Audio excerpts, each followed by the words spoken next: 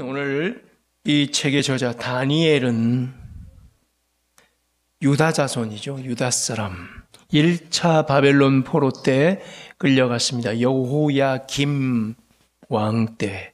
그 다음에 여호야긴 때 2차 포로, 시드기야 때 3차 포로에서 남유다는 멸망을 당하죠. 바벨론이라는 강력한 왕국에, 그때 바벨론 왕은 느부갓네살이라는 천하무적의 왕이었죠.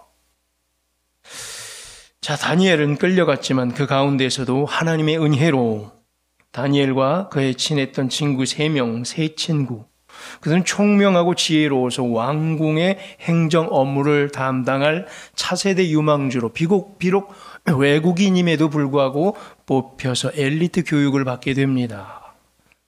그게 1장의 내용이에요, 다니엘서. 그러던 어느 날 다니엘은 느부갓네살 왕의 꿈을 알아맞췄고 또한 해석까지 해주는 일이 있었습니다. 그 어떤 박수, 무당, 점쟁이, 술객도 엄두도 못 냈어요. 왕이 어떤 꿈을 꿨는지 맞추지도 못했고 그래서 해석도 못했죠. 자, 다니엘은 이때부터 왕의 총애를 얻었고 왕궁에서 온 지방을 다스리는 행정관료가 되었습니다.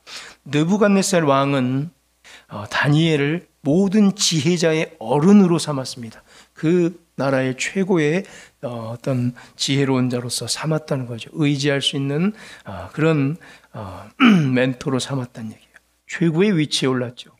바벨론이라는 거대한 외국에서 생각해 보세요. 유대 사람, 그것도 포로로 끌려간 유대 백성들 중에 다니엘은 외국 사람으로서 최고의 위치에 올라가게 된 거예요. 다니엘은 요청했습니다. 세 친구도 같이 등용해 달라고. 그래서 느부갓네살 왕은 다니엘의 세 친구 사드락과 메삭과 아벳느고를 세워 바벨론 지방의 일을 다스리게 하였습니다. 다니엘은 궁정의 일을 다스렸고 그 밑에 지방을 이 세 명에게 맡겼죠. 사드락과 메삭과 아벳느고. 그 이름 한번 따라하겠습니다. 싸메고. 시작. 어디 싸메고 만나야 죽어도 안 잊어버려요. 싸메고, 사드락, 메삭, 아벳느고. 아벳느고의 방점이지. 싸메고.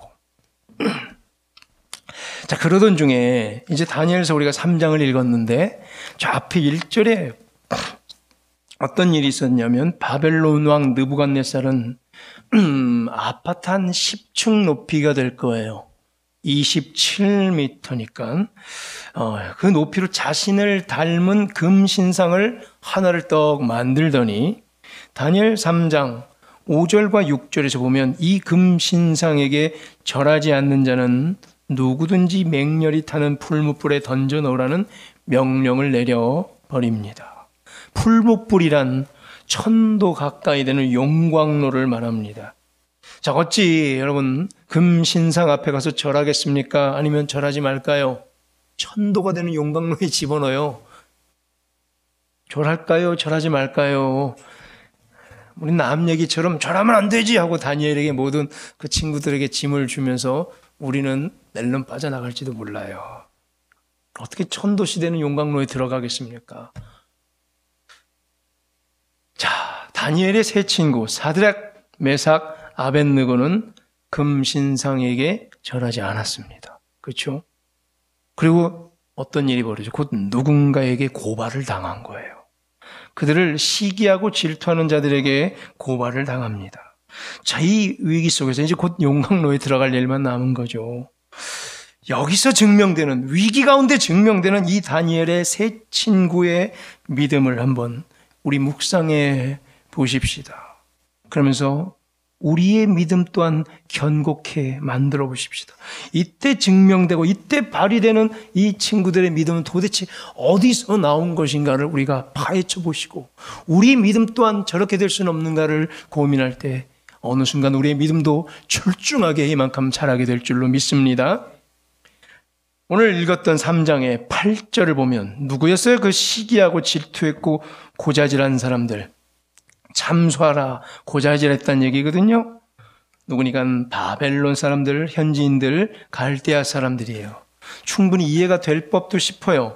유다 사람들, 그것도 외국에서 포로로 끌려온 유다 사람들이 높은 자리를 차지하고 있고 행정 관료를 일을 맡아 하는 것에 평소에 못마땅했을 거죠. 그래서 이때다 싶어서 고발하고 고자질하고 그들을 끌어내리려 했을 거 아닙니까? 이제 3명 죽은 거나 다름없습니다. 당장 천도씨가 되는 용광로에 던져졌나 싶었는데 이들 명줄이 기네요. 그렇죠? 안 죽어요. 웬만하면. 인상적인 장면이 나와요. 자, 먼저 느부갓네살 왕의 반응입니다. 벌써 이런 일이 있으면 다 죽였겠죠. 근데 보통 사람 같으면 풀무불에 던져버렸을 텐데 오늘 다니엘의 이 세 친구들에게는 특별 대우를 해주는 거예요. 내 앞에 데리고 오래요. 이 세 사람들을. 물론 높은 사람들이기도 했지만 특별 대우를 받고 있어요. 분명 다니엘에 대한 로열티 때문이 아니었을까. 다니엘에 대한 충정을 알았고 다니엘을 함부로 건들 수 없는 사람이라는 걸 왕은 또한 알았기에 그래서 이들 친구에게도 다시 한번 기회를 준 거죠. 뭐예요? 다니엘 눈치를 보고 있는 거예요. 영적인 이 면에서 절하지 않았네 금신상에게 팍 죽일 수도 있는데 왕이 지금 머뭇거리고 있는 거예요. 무소불위의 왕 느부갓네살이 뭘 두려워해요. 근데 새 친구를 바로 안 죽였어요. 한번 끌고 와라. 그리고 다시 한번 기회를 주는 척하는데 이건 기회를 주는 게 아니라 뭔가 떠보려고 묻고 있는 거예요. 그들을 끌어다가 이렇게 묻습니다. 3장 15절에서 멋지게 묻죠. 자비를 베풀어 주듯이 말하지. 이제라도 금신상 앞에서 엎드려 절하면 살려줄게. 왜 이 사람들한테 기회를 줘요? 왕이 한번 선포했으면 끝난 건데 말을 뒤집네요. 이제라도 돌이키면 살려줄게래요. 이때 3명의 친구들의 대답이 압권이에요. 오히려 16절을 한번 보겠습니다.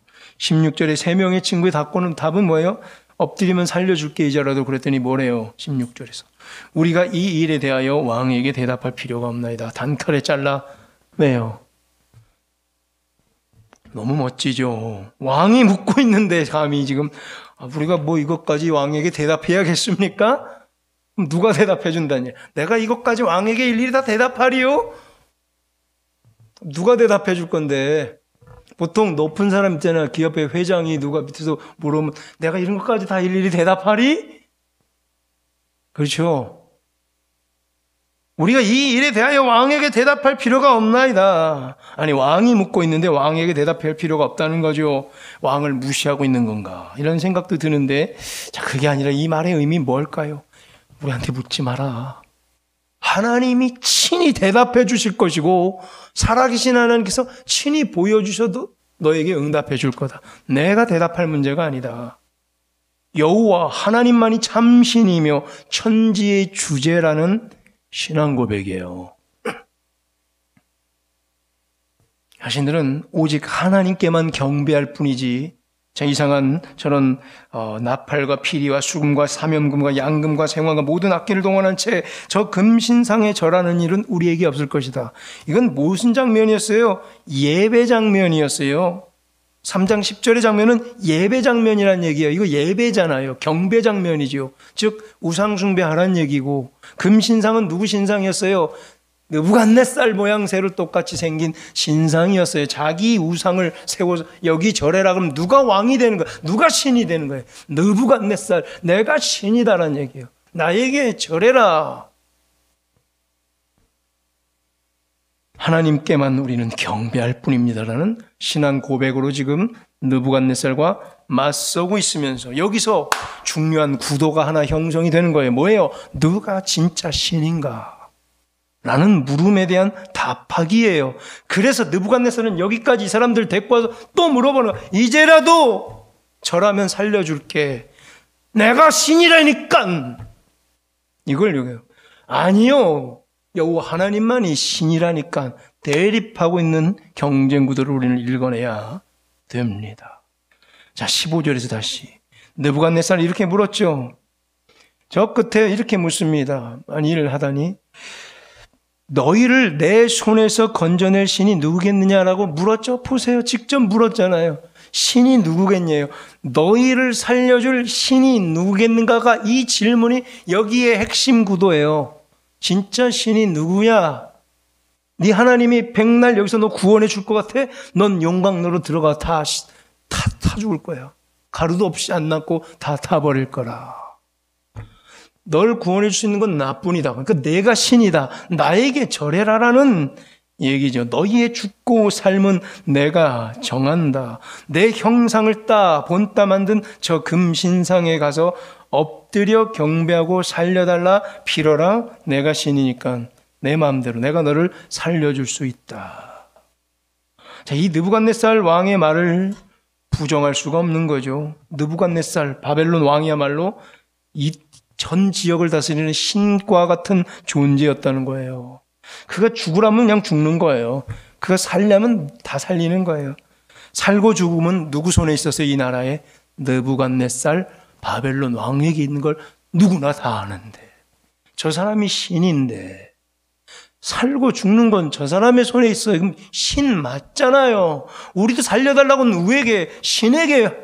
대한민국 조선 땅, 고려 땅 누구에게? 토속 신들에게, 정령들에게. 왜? 우상들에게 절했잖아요. 살려달라고. 살고 죽이는 건 인간의 범위에 넘어간다고 말이죠. 근데 저건 신 맞잖아요. 저 사람이 죽으라면 죽는 거예요. 자, 누가 진짜 신입니까?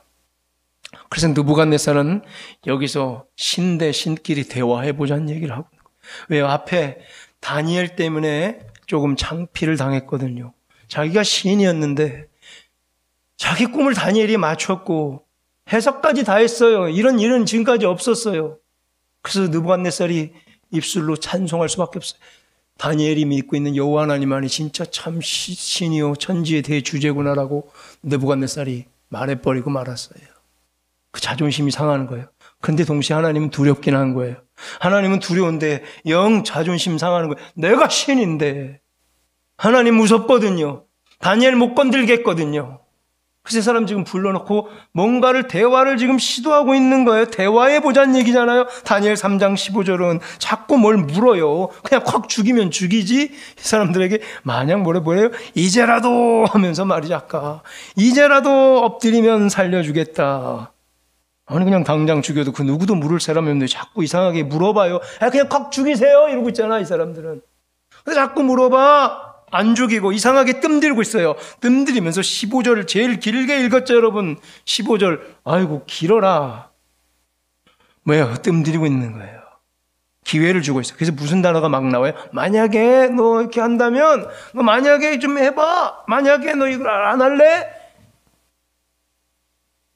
뭔가 자꾸 대화하자는 거예요. 그리고 그 끝에 물어본 게 뭐예요? 진짜 신이 누구냐? 나도 신이다. 자기도 신이 되고 싶은 거예요. 신처럼 사실 군림했고요. 그런데 2장에서 다니엘 때문에 다 망쳤다 그랬죠.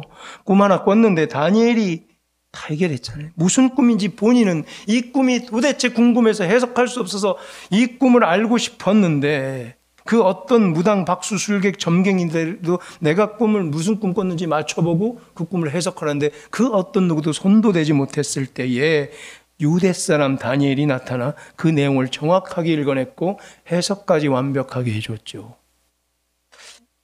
그래서 다니엘 2장 47절에 보면은 다니엘에게 이르되 느부갓네살이 실제로 이렇게 실토해버리죠. 너희의 하나님은 참으로 모든 신들의 신이시요 모든 왕의 주제시로다. 이게 문제가 된 거예요. 자기 입으로 말했지만 사실이 여호와 하나님이 신이시구나. 그럼 난 뭐지? 왕이 이렇게 말해버린 거예요.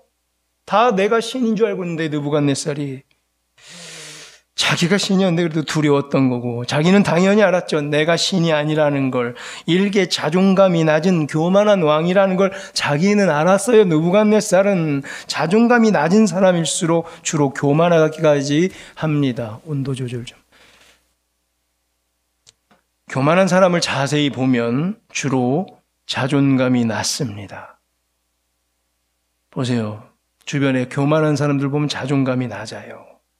자존감이 낮기 때문에 일부러 교만한 거예요. 느부갓네살은 다니엘은 건드릴 자신이 없었어요. 그 대신 친구 3명 지금 데려다 놓고 건들고 있는 거예요. 괜히 찔러보는 거예요. 그래서 대화하고 있는 거예요. 약점 발견할까 툭툭 치면서 하소연하고 있는 거예요. 내가 진짜 신이라니까. 너네 내가 신이야 진짜. 다니엘의 하나님이 두렵지만 자신의 교만을 감출 길이 없었던 거죠. 그러니 2장 47절에서 하나님은 모든 신들의 신이시오 모든 왕의 주제시로다 말은 해놨지만 3장 1절에서 바로 뭘 만들었어요? 자기랑 똑같이 생긴 금 신상을 만든 거예요. 그의 믿음은, 그의 고백은 가짜란 얘기죠. 보세요. 앞서 2장 47에서 고백했죠. 모든 신들의 신이시오 모든 왕의 주제시로다 이런 말을 해놓고 가짜란 얘기야. 입술로 누가 못해요. 근데 행동은 어때요? 곧바로 3장 1절부터 자기 신상을 만들어요. 이렇게 높게 30m 아파트 10층 높이로 말이죠. 그리고 그것에게 절하래요. 그럼 자기가 경배받는 거잖아요. 자기가 여전히 신이 되고 싶은 거예요. 정작 자신은 아무것도 갖고 있지 못한 채 겉으로 강해 보이려 하는 거예요. 화려해 보이려고 뭘로요? 금으로 덕지덕지 황금으로 붙였어요. 강해 보이려고 뭐 했어요? 크게 60규빗이라는 27m까지 높게 쌓아 올린 거예요. 이 장면을 묵상하다 보니까요. 자꾸만 우리 본성을 들여다보는 것만 같아요. 입으로는 하나님만이 신이시오 만물의 주제십니다라고 얼마든지 고백할 수 있어요. 기도할 수 있어요. 금요기도원에서 하나님만이 나의 신이시며 모든 주제의 주제십니다 만물의 주제십니다라고 멋지게 외칠 수 있어요. 입술로 누가 못해요. 입술로 누가 못해요. 고백은 하는데 그래도 내가 신이 되고 싶은 우리의 본성 말이에요. 그러면서 다 자기 멋대로 해요. 하나님이 만유의 주제신입니다라고 고백하고선 다 자기 마음대로 해요. 참, 그럼 하나님이 신인 거 맞아요? 보면 다 자기 멋대로 하는데 자기가 왕이고 자기가 신이잖아요. 자기가 다 결정할 거면서 인생의 모든 결정권자가 자신이면서 우쭐거리고 싶은 내 본성, 대접받고 싶어하는 마음, 대우받고 싶어하는 내 본성들 있죠. 내가 말이야 이 정도는 대우받아야지 하는 마음들. 내가 말이야 이런 사람인데. 그리고 여전히 내 주장대로 하고 싶어하고 내 마음대로 하고 싶어하고 내가 원하고 계획한 대로 돼야만 한다는 버릴 수 없는 본성이 강하게 튀어나옵니다. 혹 기도 제목을 보면 안다 그랬죠. 하나님 원대로 행하여 주시옵소서가 아니라 이렇게 딱 정해놓고 이거 주시옵소서, 이거대로 해 주시옵소서라고 하는 거예요. 이거 안 하면 끝까지 떼쓰고 막 하나님. 이게 입술로는 만유의 주제라고 고백하지만 여전히 자기가 내 안에 신이라는 거예요. 이걸 본격적으로 우리에게 묻고 있습니다. 입술로는 하나님만이 창조주요 만물의 주제십니다 말하지만 속으로는 내 인생을 능히 건져낼 신이 누구이겠는가? 아까 15절의 물음처럼 신이 누구이겠는가 하며 내 인생은 내가 해결해야지 하며 내 인생은 내가 제일 잘 알고 내가 이 분야의 전문가고 내가 이걸 한두 번 해보나 내가 제일 잘할 수 있어. 하나님 좀 가만히 계세요. 이게 우리의 인생일 때가 많지 않습니까? 교만이 벗어지지가 않는 거예요. 자신만이 이 일을 해결할 수 있다고 하는 이 교만은 도대체 어디서 나오는 것일까? 자신이 해결하다 보니 자꾸만 어떡하죠? 설명하게 돼요. 아까 그 15절이 그거예요. 주저주절이 길어졌던 15절, 유독 제일 긴 저 15절을, 3장 15절을 우리가 볼 때 자신이 없을 때 사는 사람들 설명을 길게 한다고 그랬죠. 뭐예요? 그게 말이야. 사실은 그래서 만약 이러다면 자꾸 말이 길어지는 사람들. 또 입술처럼 버릇좀 아니 그게 아니라 이건 이렇고 저건 저래. 아니 저건 저래 라고 뭘 말끝만 하면 아니 하는 사람. 자꾸만 말이 길어져요. 그러면서 자기 주장과 생각을 스물스물 관철시키려 해요. 긴 설명 가운데 그 또 뭐예요? 슬그머니 자기가 못할 건 타협하게 돼요. 그러면서 뭐예요? 믿음을 대체할 방법을 찾아가요. 신앙을 양보시킬 궁리말을 하게 돼요. 타협하고 합리화시킬 정점만 찾아요. 이러면 나는 뭐 대충 자존감을 살겠고 이러면 눈치껏 피해갈 수 있는데 이러면 되겠지. 한편 오늘 다니엘의 세 친구는 어떻게 대응했습니까? 16절에서 이렇게 대답했습니다. 이렇게 16절에서 이 일에 대하여 왕에게 대답할 필요가 없나이다. 내가 왕 당신에게 대답할 필요가 없습니다. 깔끔해요. 끝. 던지십시오. 풀무불에. 뭐 왈가 불가 길게 설명할 필요가 없습니다. 내가 길게 설명할 필요 없고 참 신이신 우리 하나님께서 직접 이후에 대답해 줄 것입니다. 보십시오. 던져보십시오. 하나님께서 이렇게 대답하실 것입니다. 보시면 압니다. 참신이 누구인가 물었소? 나에게 참신이 누구냐고 내 생각을 물었소? 하세요. 곧바로 하나님께서 보여주실 것입니다. 내가 하나님은 이렇고 이래가지고 하나님 이러신 분인데 이래서 이렇게 해가지고 이래. 내가 이거 설명 안 하겠습니다. 보십시오. 하나님께서 직접 설명할 테니까 보십시오. 이게 진짜 믿음 아니에요? 뭘 이렇게 막 설명하고 있어요? 보여주세요. 크리스천은 이렇게 삽니다. 보여주세요. 말로 크리스천은 이렇게 살아야 되고 이래야 되고 이렇게 하고 이렇게 행동하고 이렇게 하고 이렇게 이런 게 크리스천입니다. 아니야, 보여달라고. 월화수목금 살아가면서 보여내라는 게 설명하지 마시고 그때 나타나는 하나님을 증거해내라는 거예요. 하나님께서 직접 다 대답해 줄 거예요. 우리 대답하려 하지 마세요. 진짜 하나님이 대답하라 가세요. 내가 대답하면 어눌하잖아요. 내가 대답하면 꼬이잖아요. 그러지 말고 하나님 직접 대답하세요. 멋지죠?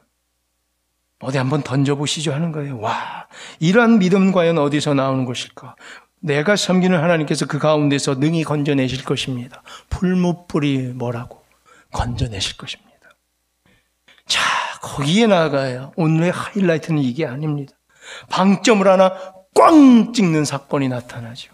17절에서 뭐라고 말해요? 하나님께서 맹렬히 타는 풀무불에서 능히 건져내실 것입니다. 선포한 세 친구는 18절에 가서 정점을 확 찍어냅니다. 활용 정점. 뭐예요? 그들의 믿음의 절정에 한 방에 뻥 방점을 찍는 게 18절의 첫 단어, 첫 마디. 그리 아니하실지라도. 뭐예요? 하나님을 이유 달고 만나는 사이가 아니란 얘기예요. 나와 하나님은 이유 달고 만나는 사이가 아니에요.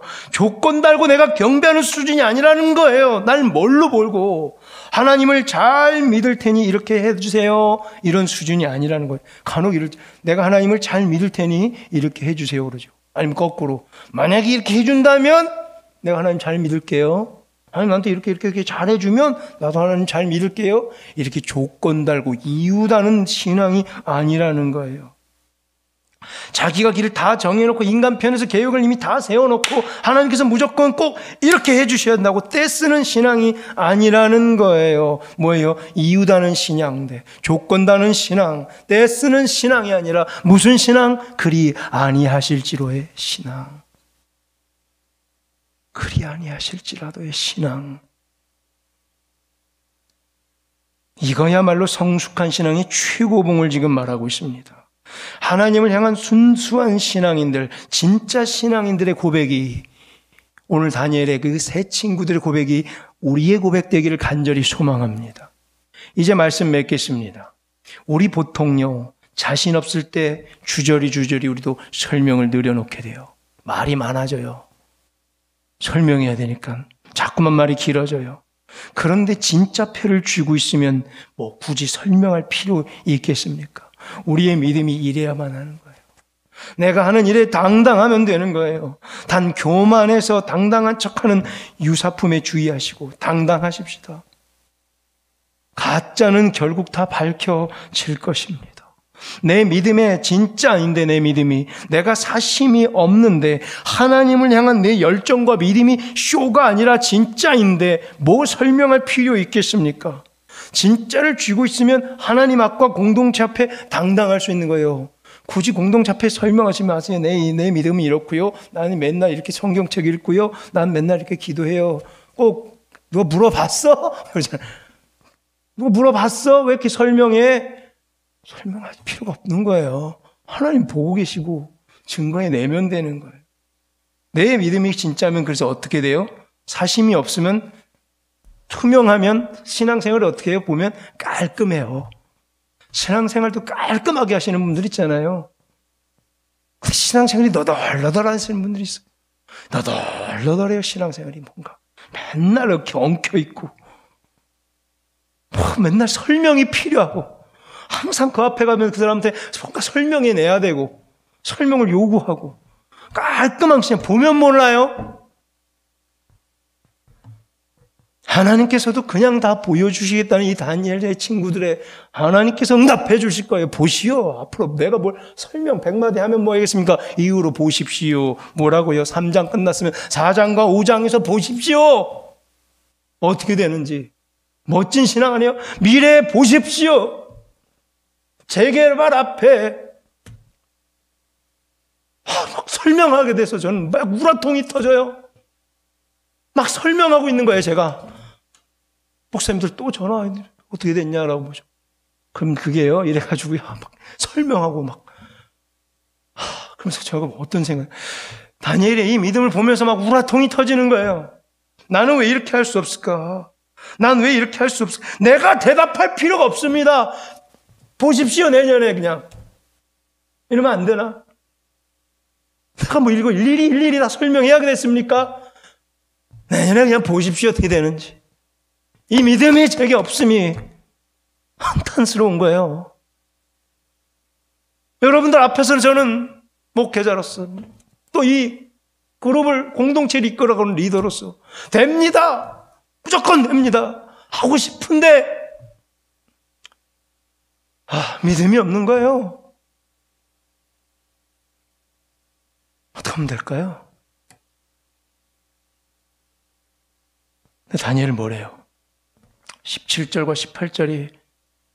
18절에서 찍힌 방점. 잘 보세요. 17절에서 하나님이 살아계시다면 맹렬히 타는 풀무불 가운데서 능히 이 나를 건져내실 것이다. 선포를 했죠. 그 다음 핵심이 18절인데 하나님 살아계셔서 우리를 건져내실 겁니다. 그리고 저는 어떻게 해요? 그리고 18절에 와서 반드시 그렇게 될 줄로 믿습니다. 반드시 주시옵소서라고 저는 기도를 했던 거예요. 뭐라고요? 17절에서 맹렬히 타는 천도시의 용광로에서도 나를 건져내 주실 줄로 믿습니다. 그래 놓고선 18절에서는 반드시 그렇게 주시옵소서. 아멘을 유도하고 있는 거예요. 근데 다니엘은 뭐래요? 친구들은 그리 아니하실지라도. 무슨 상관이야?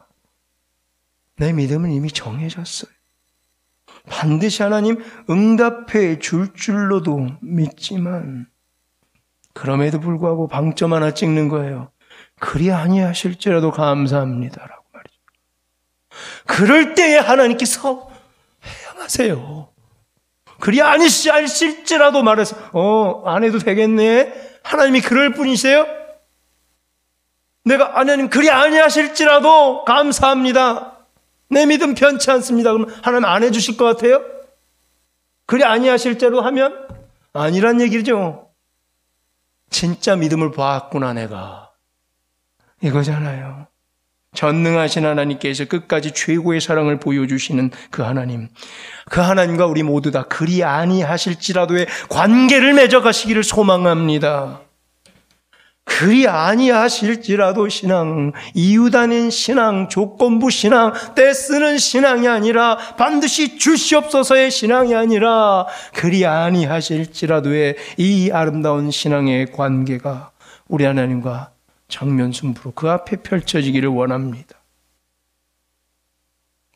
이제 우리 이 신앙을 가지고 지금 당장 꼬여있는 문제들, 교회의 중한 문제, 각각 개인의 문제, 질병의 문제, 아픈 상처의 문제, 도저히 해결되지 못할 문제, 자녀를 향한 그 문제 가운데에 우리 그리 아니하실지라도의 신앙으로 주님과 관계를 맺어보십시다. 그 뒷페이지는 이후에 나와 있을 것입니다. 여러분들도 그 뒷페이지 다 쓰셔서 공동체 앞에 간절히 자랑해내는 귀한 신앙의 성장의 모범들 되시기를 주의 이름으로 간절히 축원합니다.